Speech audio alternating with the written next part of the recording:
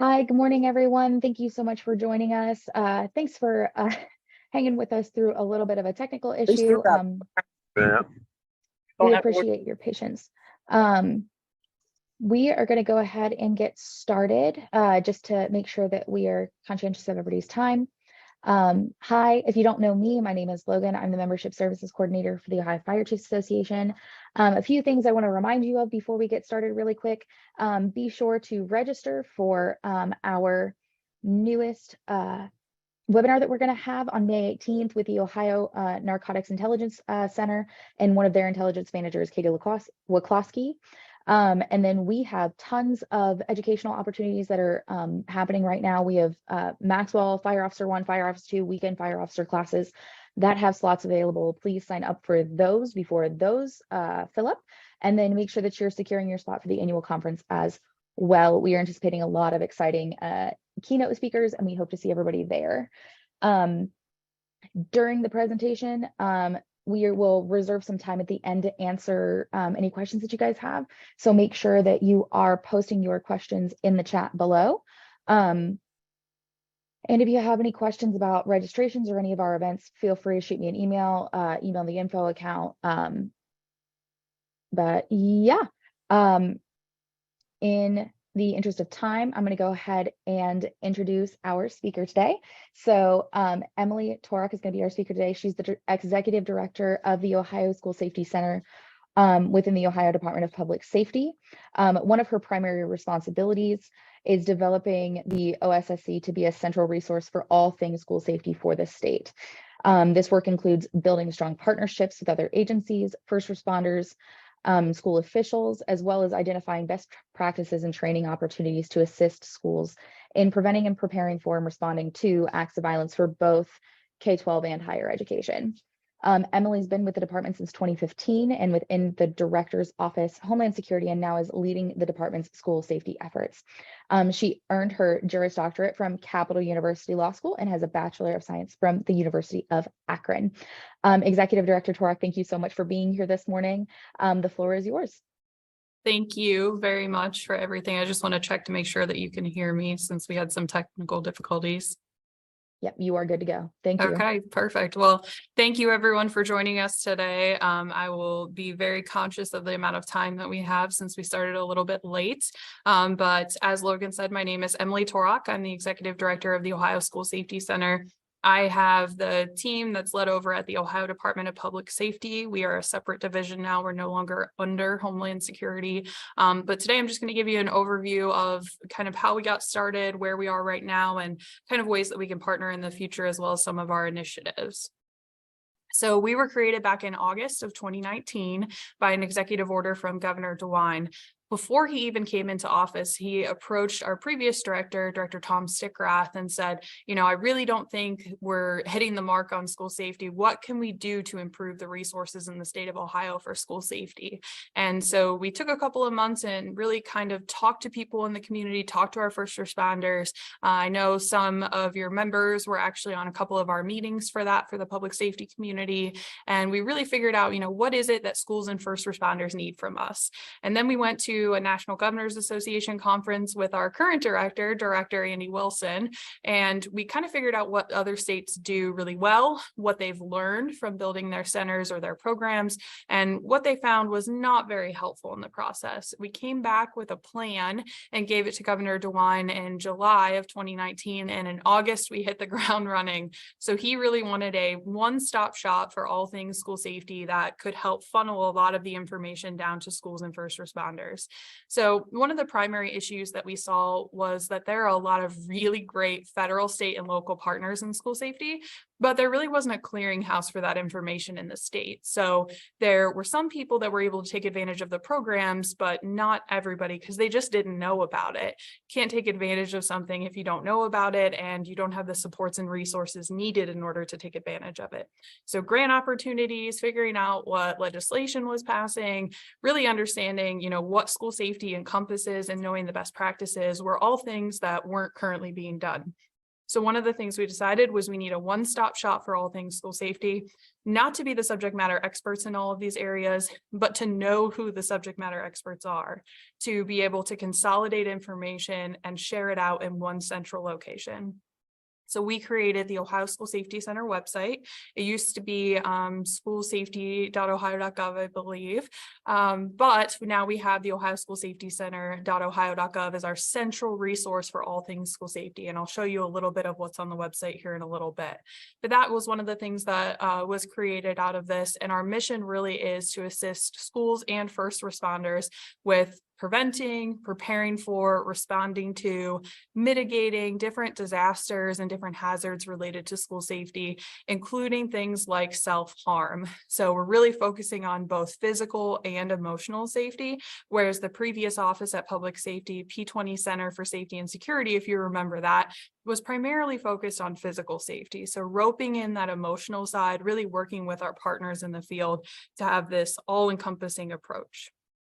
One of the other things that the executive order did was created the governor's Ohio School Safety Working Group.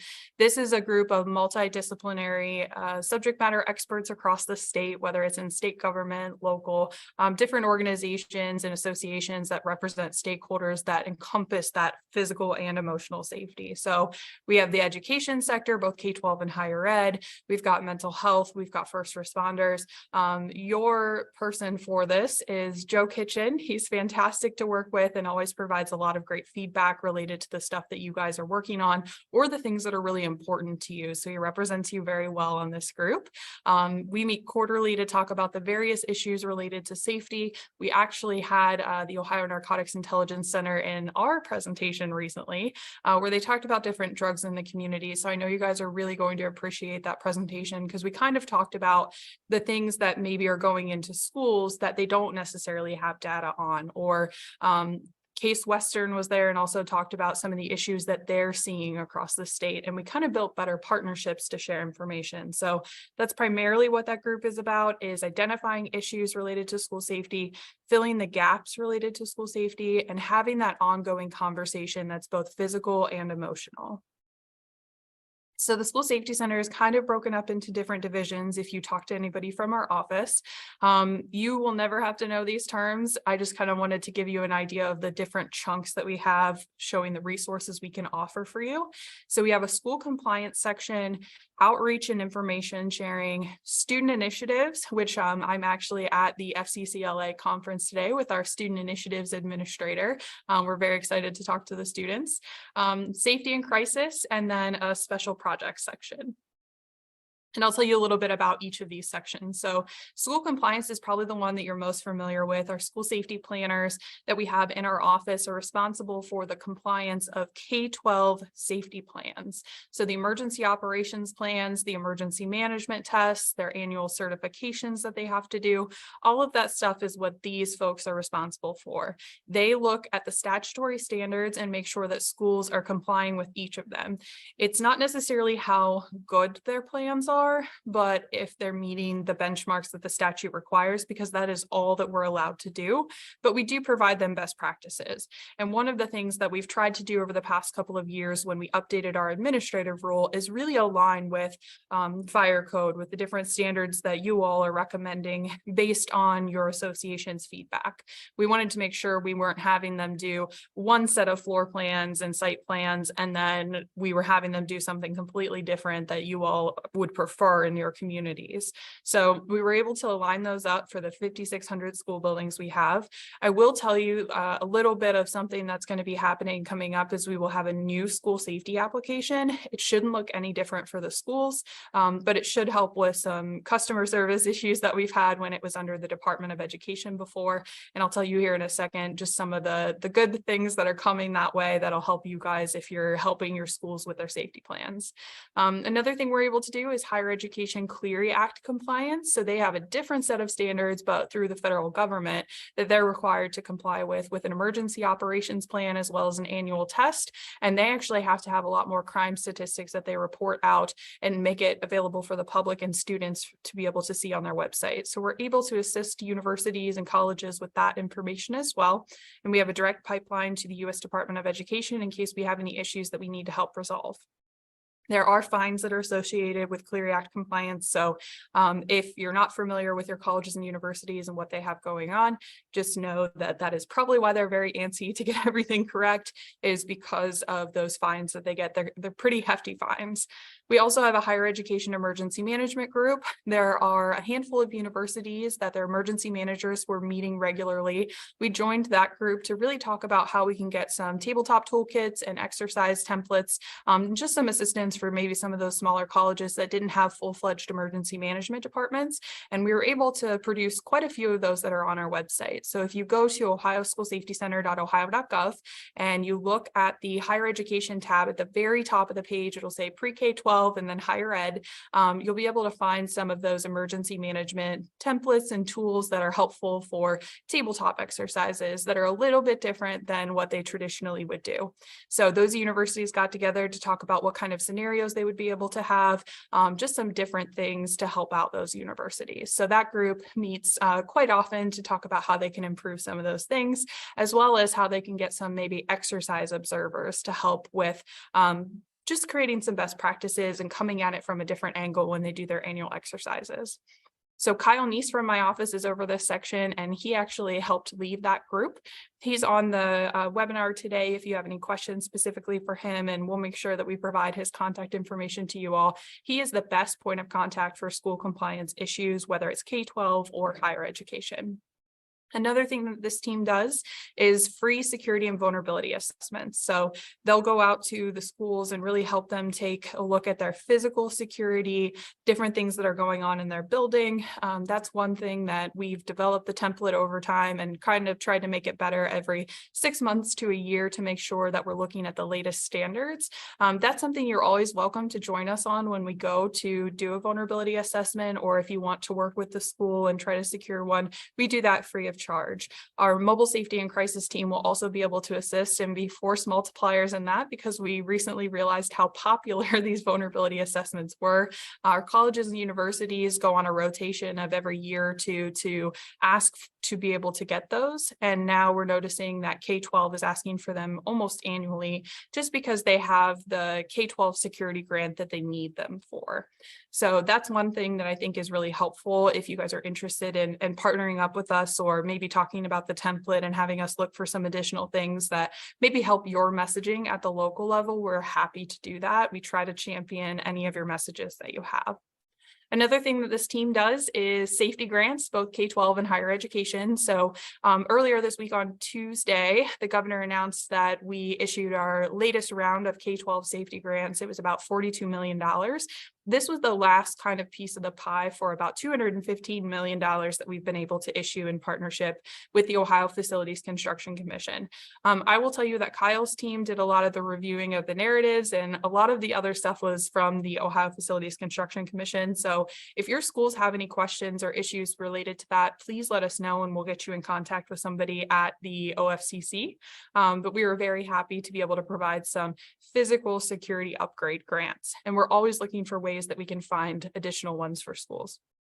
Right now, I will tell you there are a couple of grants out. The COPS grant, it's the School Violence Prevention Program grant, is for schools, and they're able to get some physical security upgrades. There's always the annual Ohio Attorney General's Office security grant. I think it's like a safety training grant is what it's really called, but you are able to have the schools get funding that they can use for things to help them implement their safety plans. So that could be radios, it could be different physical security upgrades, it could be AEDs is what we've been telling schools now, because we do get a lot of requests for that. Higher education, we usually only get about $5 million every capital budget for them, and it's the state universities that are the only ones that are eligible for that grant. That's something that always ends up in the capital budget and we implement it, but we have been able to get quite a few universities some new cameras, some access control for them, as well as some lighting for parking lots and parking garages and different things like that to help keep their campuses safe. The last thing I'll say about the school compliance team is just some upgrades for that new system that we've been kind of talking about. One of them is that co-located building. So if you've got a preschool that is housed within a high school building, it will now only need one safety plan and one exercise for the year. So they are already taking into account everybody in that building anyway. So we're just not making them submit it in, sometimes twice, maybe 3 times. So that's one thing that we think will be really helpful. It'll bring down the numbers that you all will have to sign off on, that you will have to help with. We just think that'll be a lot better. I think it brings it down by over 1,000 across the state. The new application will be much easier to use. It'll make things a lot faster for schools and kind of highlight the new additions, new compliance issues, and things like that. As well as we'll have some new templates for them. And then the last thing I'll say for school compliance is we will be getting drones to be able to do site assessments for schools. I know the Attorney General's office used to do this once upon a time, but they've been kind of getting away from this habit and kind of focusing on local law enforcement to do it instead. But that's something that we will have our team licensed in the future that can help do that for not only security and vulnerability assessments, but also for the site plans. So if there's anything that you ever need us to do to come out and kind of show schools the visual representation of their building or anything, we're happy to come out and assist you. One of the other areas is outreach and information sharing. So we do quite a bit under this section. It's a little bit more diverse than some of the other ones. So this group helps with cybersecurity and safety issues. So we will get information from the Ohio Homeland Security Division, and they'll send us stuff. I think earlier this week, I got some ransomware issues and some information that was publicly shared that shouldn't have been, some personal identifying information from a university's website and their staff roster. They're able to get some alerts like that, and we're able to communicate with the universities and K-12 as well if they're able to see it, and just let them know, here's what's out there, here's what you can do, how can we help you get this taken down, and here are the steps you should take moving forward to secure your networks. So that's one thing that we do that a lot of people don't really know about, but it's mainly because it's based on the information that we're able to gather.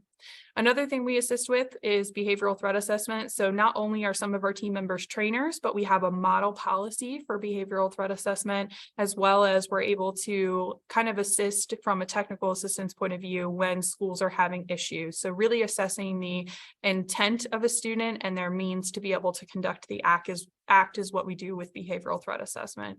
Primarily that's K-12, but we also see a lot of students now that are aging out of K-12, or they're graduating or something, and they are kind of stuck in this little realm where they're not in the school. So what can the school do?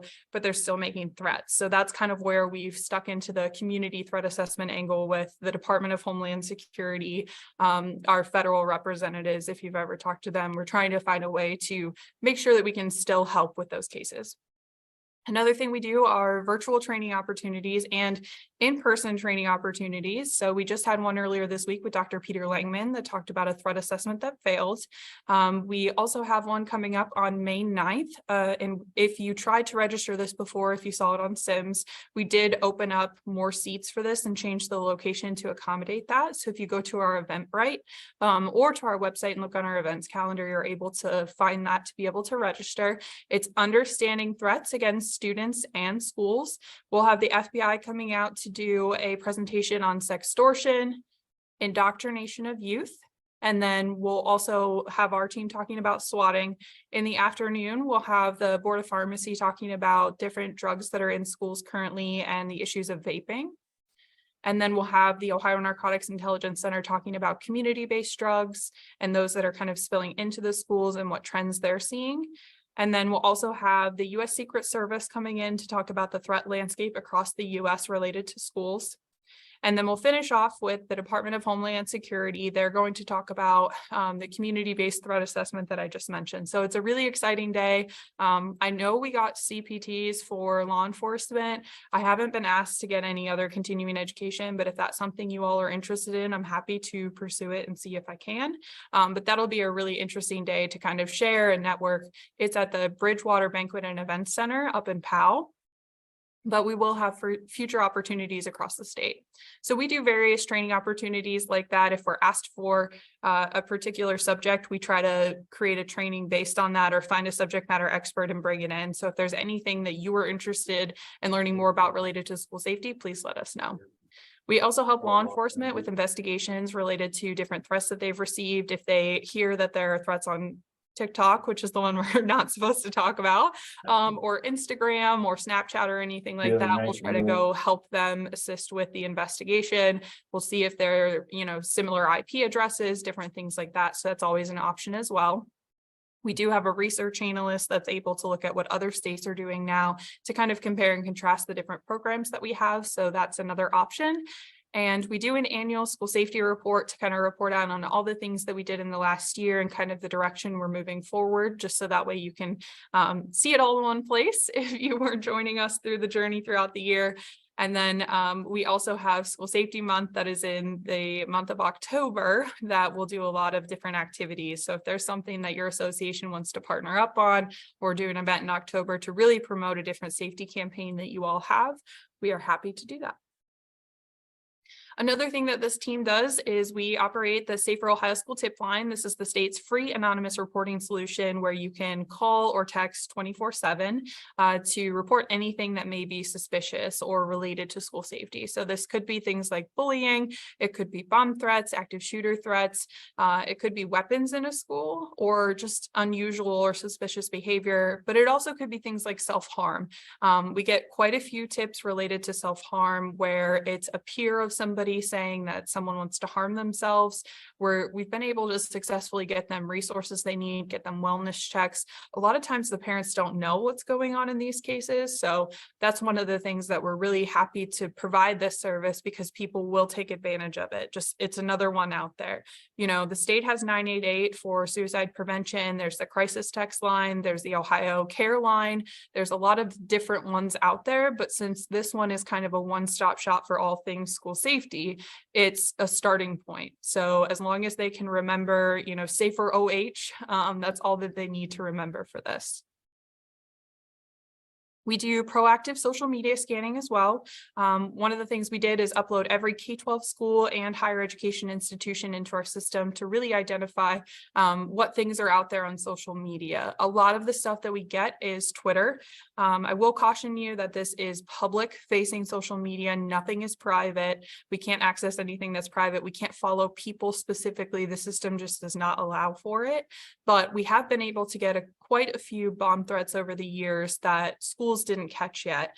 And the strange part is they actually tagged the school in the social media, but you have to have tools sometimes to be able to figure out when you're tagged in these posts, or you have to have somebody actively checking your social media at all times of the day.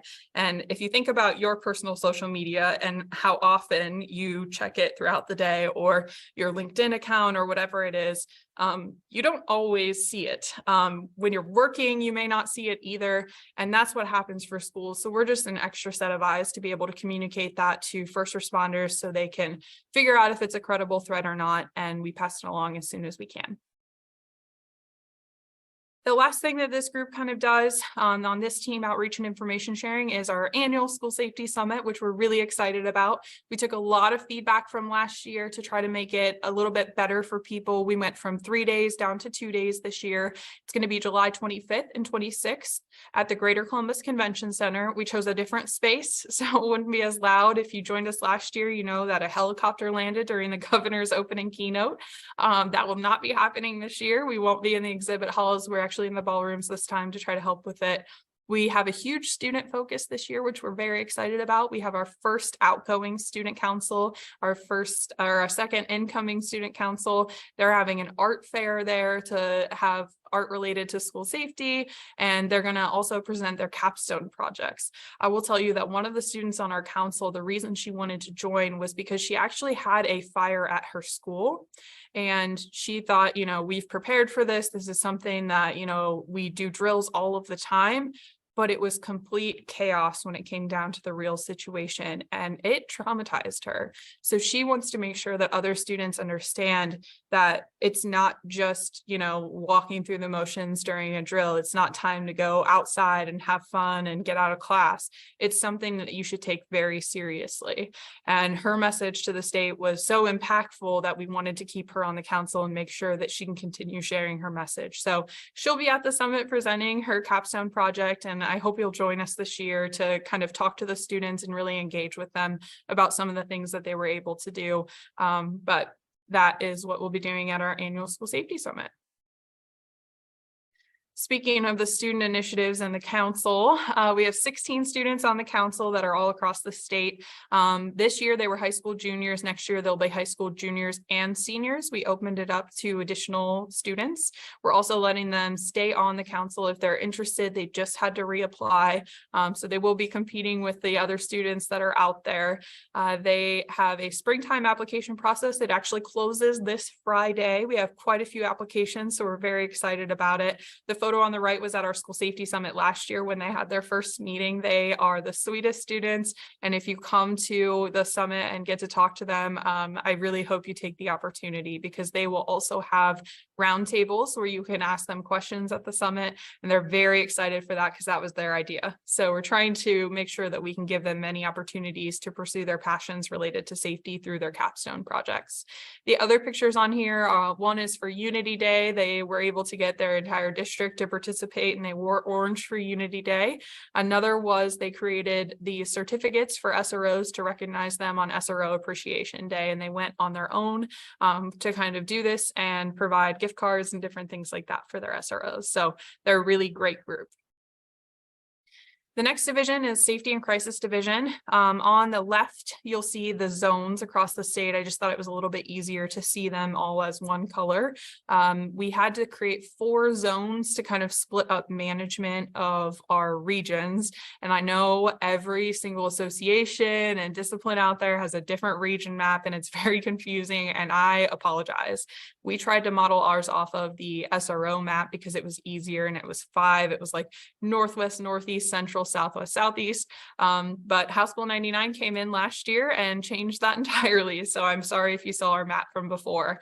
House Bill 99 was passed in the summer of last year, requiring us to use the Ohio Department of Education's 16 state support team regions. So that's why you see 16 off to the right over here. And the different colors represent the different regions themselves. So you'll look at Cuyahoga and go, why is Cuyahoga its own region? I cannot tell you. I think it had to do with number of school buildings and attendance and things like that once upon a time.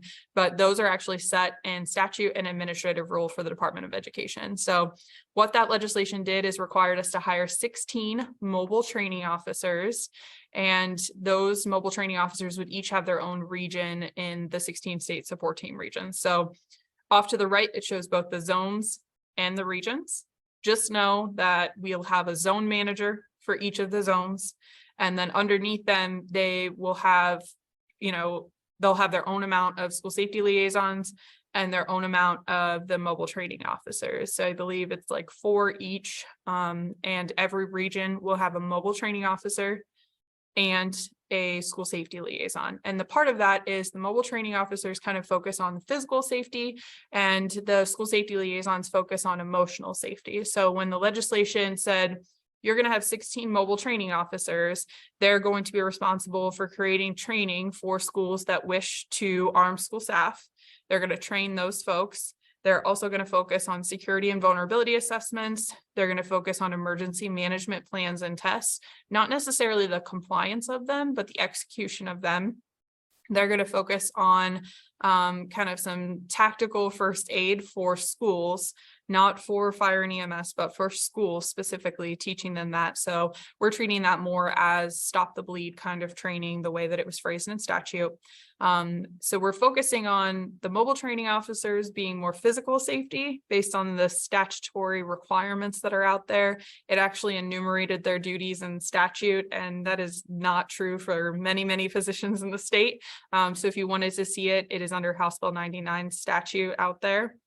And then the school safety liaisons that we already had in place, they kind of focus more on school climate, behavioral threat assessment, anonymous reporting, school transportation safety training, different grants, strategic partnerships, things like that.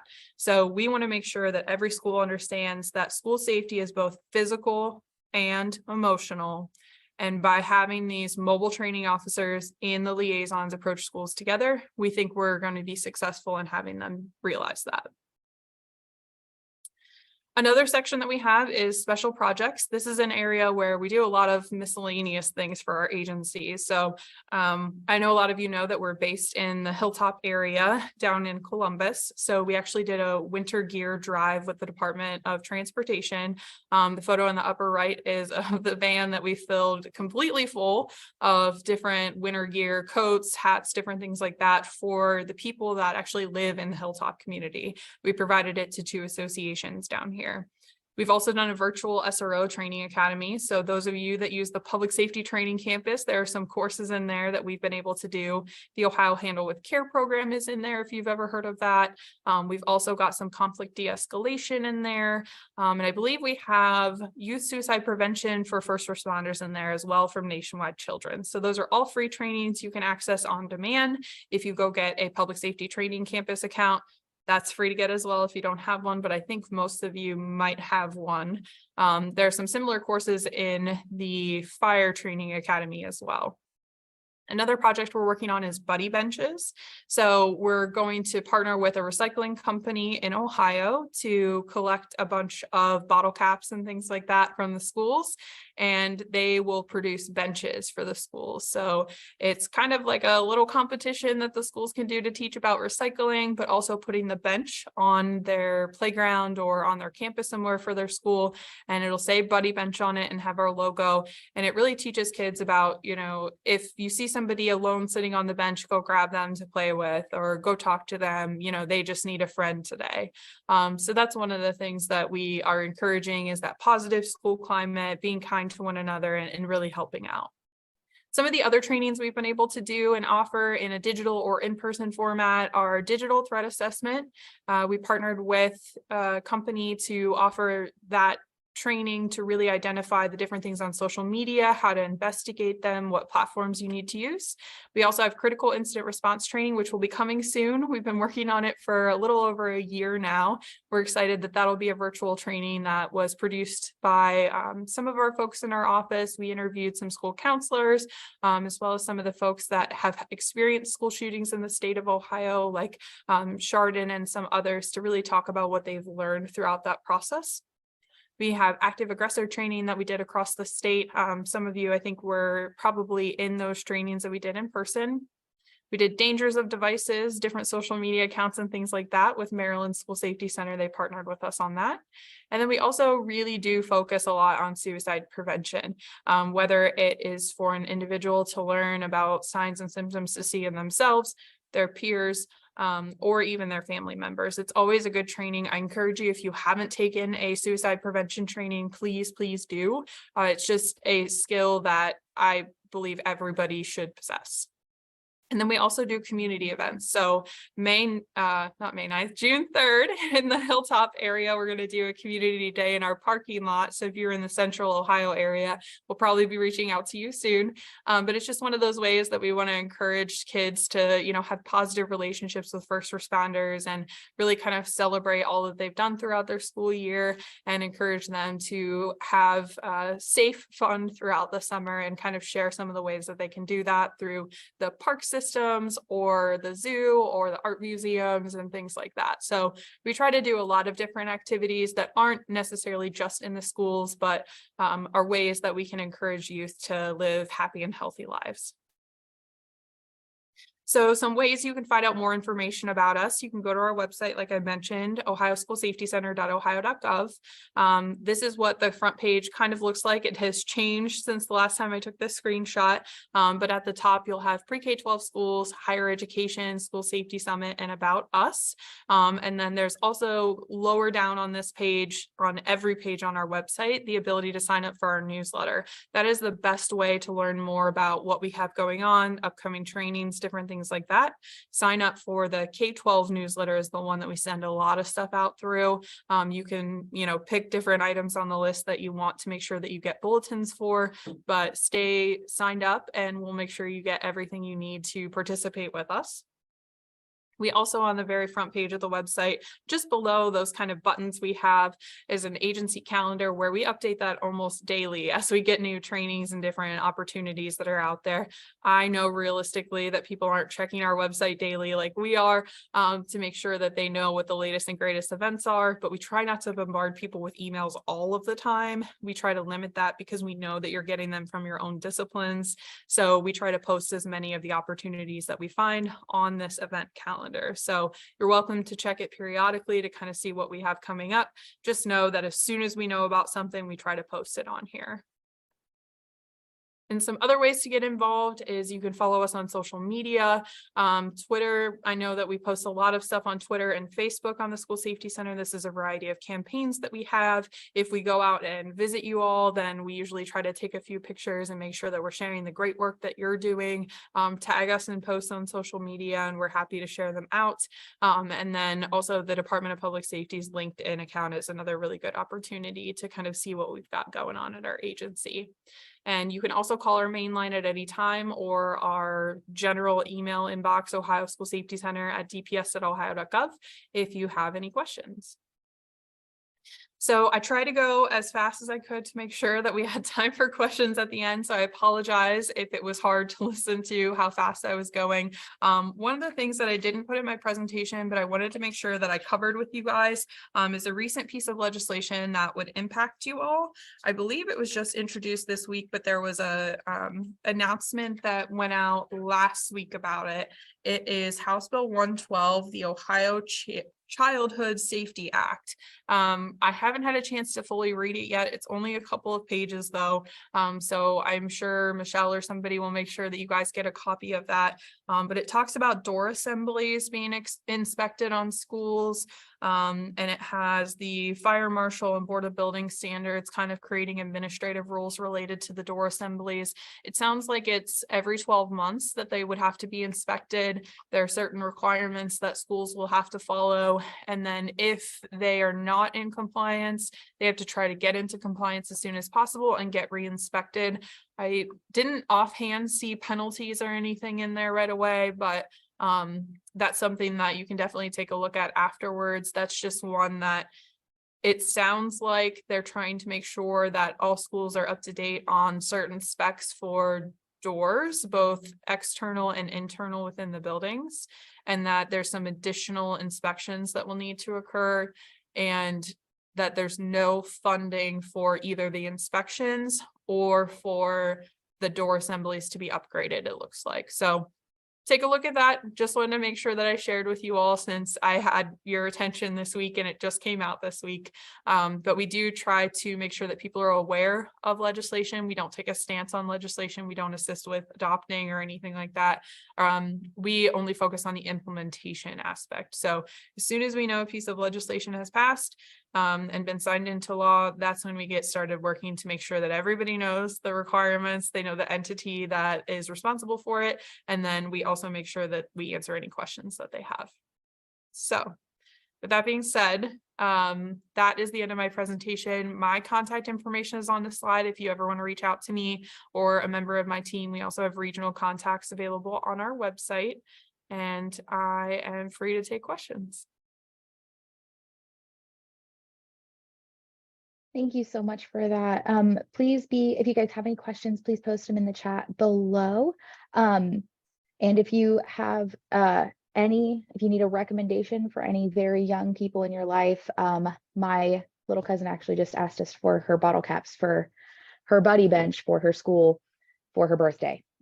So we have collected, probably my family, to 7 or 8 pounds, huge garbage bags of bottle caps. So it's an excellent thing that we're doing, and it's awesome that you guys are participating in that.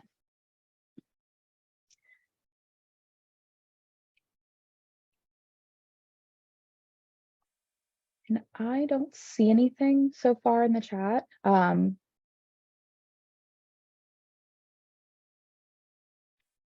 I know think that Kyle put his contact information in there in case anybody needs it moving forward. that's perfect. Thank you. And if you guys have any additional questions after the fact, or you need to get in contact with the department, or if you, I know that Emily put her contact information here, but you can feel free to forward questions to us too if you think of something offhand.